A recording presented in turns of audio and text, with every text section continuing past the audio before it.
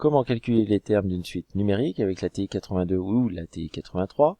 Puis, dans un deuxième temps, je vais vous montrer comment construire la représentation graphique de cette suite. Bon, il nous faut un exemple.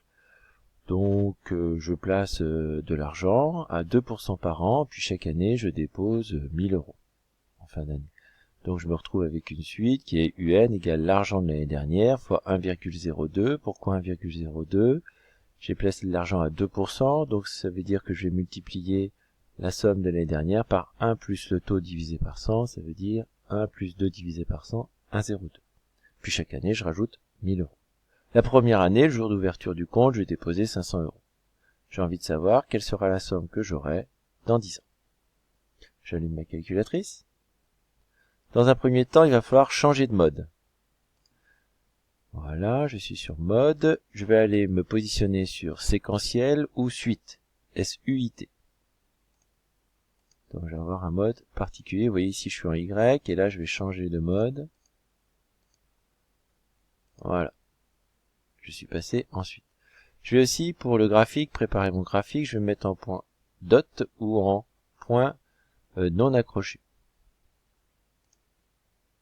Qui ne vont pas être connectés. Voilà, c'est pour le graphique après. Vous voyez, on a ici le type de graphe qu'on va avoir. Donc j'ai tout, maintenant je peux commencer. Je me mets sur f de x. f de x a changé. Ici, umin. Umin, je regarde ici. Umin, c'est U0 égale 500. Donc ça veut dire que mon n minimum va être 0. Et la valeur de ce n minimum, ça va être 500. Donc ici, je me positionne. C'est 0. Entrée. Puis la valeur de ce n minimum, c'est 500.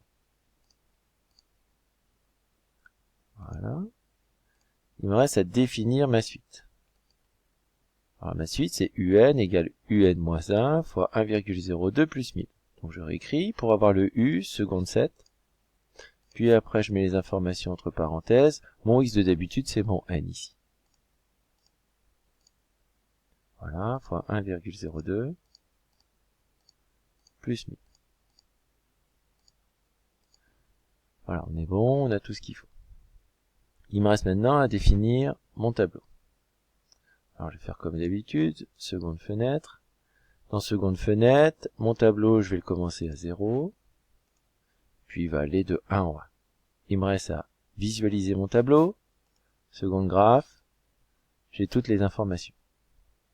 Donc je vais de 1 en 1. Chaque année, je vois quelle somme j'ai sur mon compte. Alors j'aurais pu commencer mon tableau à 10. Comme ça, j'avais directement l'information au bout des 10 ans.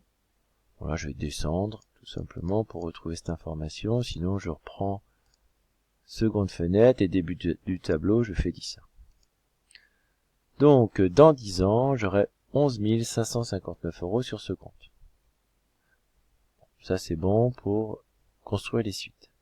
Maintenant, je vais vous montrer comment dessiner cette suite, placer tous les points. Donc, je vais sur fenêtre. Sur fenêtre, mon n minimum, c'est 0.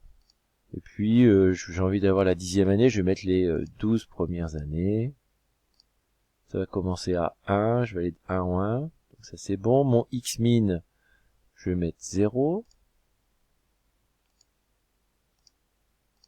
Puis après, mon x-max, bon, j'ai vu que je voulais sur 12 ans, je vais mettre 13. Je vais de 1 en 1. Vous voyez, ici, j'ai bien 13 valeurs, ça va de 1 en 1. Je descends. Y-min, bon, 0. Y-max, alors je vais pas laisser 10, parce que à 10, j'étais à 11 500 et quelques. Donc je vais mettre 15 000 €. Et puis je vais aller de 5000 en 5000 sur l'axe des ordonnées. Ici 5000, 10 000, 15 000. Je retrouve mon graphique, il me reste juste à faire graphe et je peux visualiser ce graphique. Lorsque j'ai fini, je n'oublie pas de retourner sur mode et de revenir sur fonction et connected.